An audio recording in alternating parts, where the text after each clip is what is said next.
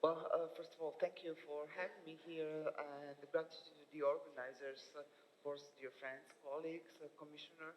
Uh, First of all, it was very good to hear some of the messages that we heard from President of the EU Parliament, Roberta Mazzola, and also from the Commissioner, to hear some of the aspects which we at some point seems that we have forgotten.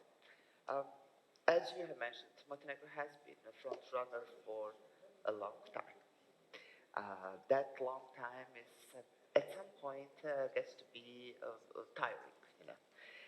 Uh, for 11 years, we have been in negotiation process, and within these 11 years, we have also changed methodology. And I hear that changing methodology was mentioning here today. At some point, of course, yes, the changing of methodology was in the aspect of bringing a focus more on the rule of law, making sure that there is a transparency within the process, integrating countries within some of the areas which were not possible earlier stages before full membership.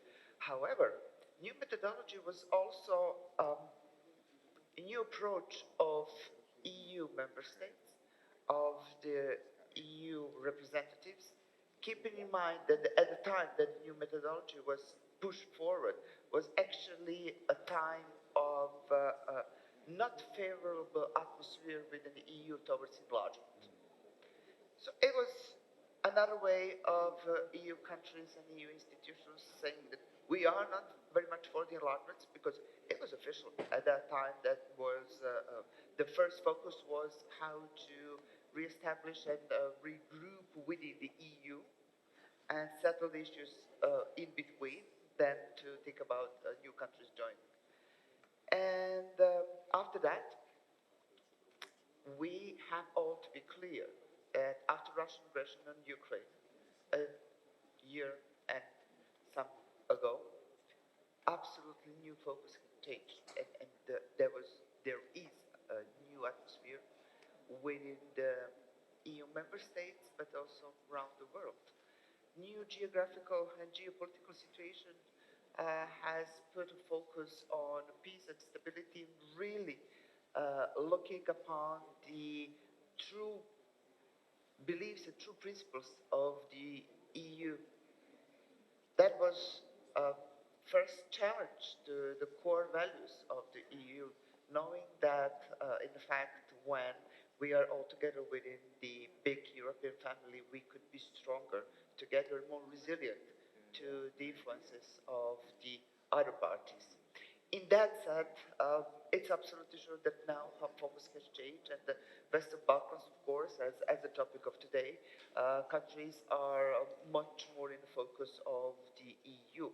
Uh, it is true that all of our countries need to put the reforms in forward, that need to do our homework, definitely.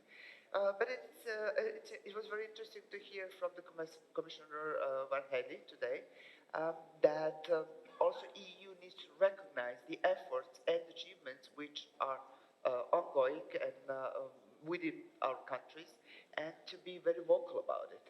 We have heard it in Montenegro, or should I say that we had that experience for some time, fulfilling some of the obligations within our, of course, within the process itself. And some of the issues were a huge topic before completing. After completing, it looked like insignificant, which is not adequate approach. I'm very much more in favor, and I'm being very vocal on that. For the country who has still quite large support of the citizens regarding the EU membership, it's around 80%, and has been constant for several years. It's opportunity, but also could be burden. at some point we could get to the position of being EU fatigue, and that's not really good. We see that from North Macedonian side, and we know that process they have been going into getting to open the negotiation. I really hope so that your negotiation will not last as much as ours, and that you will be more beneficial. Of course, Turkey is another story. So, however, I'm very vocal about that. That also EU needs to change the attitude and has changed the way how to um, set the goals within the West Balkan countries. Enlargement altogether.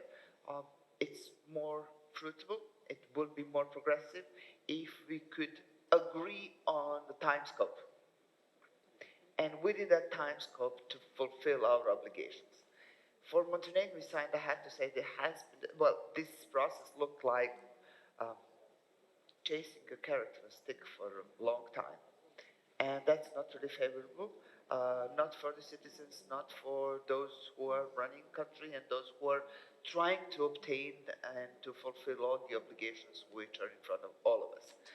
Anyhow, we are still hoping very much that we will finish our job regarding the reforms, and that we will be the next one to join the club. Yeah. I would rather say that in Montenegro there is still a favor of the citizens for Montenegro to join the EU. But I would say that this enthusiastic and this optimism could, will not last forever, that's for sure. Yeah. At this point, I have to stress out that we do not have any EU skeptic political parties, so, which is very good for overall picture of the country itself. However, there are different approaches or differences between political groups and parties of the approach how to get to the EU, and have to be honest that we have been on some kind of standstill for 5 years. So that's quite long period of time. So there is still hope. However, this will not really last for a long time, since we are more or less always in some kind of election process. EU enlargement or getting into the EU is always one of the first topics. Everybody's giving different solutions, but everybody's in favor of that. If EU also does not put foot in the region strongly, and that means also, which Commissioner Verhelyi was mentioning, it's not a competition. EU partners need to be clearly, strongly within the region and not give any space to the third parties. And we have to be clear, if at some point this journey gets too tiring, the other perspectives are there to be offered. And I don't think that's a good solution, but we have to be aware of that. Surprises, surprises. Well, please do not surprise us because we have been surprised in a bad way so many times. Very interesting suggestion from Ambassador of North Macedonia. Good surprise would be for the EU to finally be more proactive and more clear, not to always chase some ideas and do not have any results. Maybe